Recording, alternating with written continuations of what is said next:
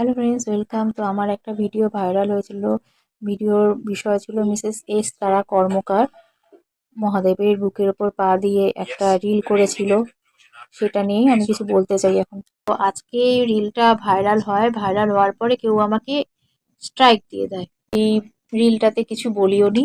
আমি বলেছিলাম ভগবান এনাকে সুবুদ্ধি, কারণ মহাদেবের বুকের ওপর পা রেখে যে কাজটা আমি চোখে দেখতে পাইনি, তো যারা আমার এই রিলটা সাপোর্ট করেছে তারাও জিনিসটা মেনে নিতে পারেনি।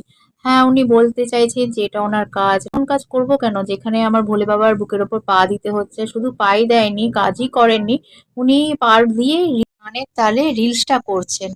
এটা তো মানে আমার চোখ দিয়ে আমি দেখতে পাচ্ছি না, আর যারা হয়তো ভোলে বাবার ভক্ত তারাও দেখতে পাচ্ছে না।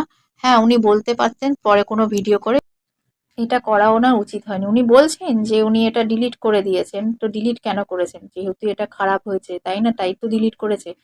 আর আমারটা আমি ডিলিট করিনি, আমি জানিও না কখন ভাইরাল হয়েছে, কখন কে স্ট্রাইক মেরেছে, স্ট্রাইক মেরে ইস্যু দিয়ে।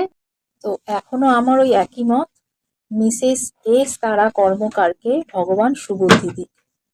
আমাদের ইন্ডিয়ানদের মানে পায়ে যদি কিছু অজান্তেও লেগে যায় না, তখনও আমাদের হাতটা মাথায় চলে যায়, নমস্কার করি, অজান্তেও কি জানতেও। আর এটা তো স্বয়ং ভোলে বাবা, এটা মেনে নেওয়া যায় না।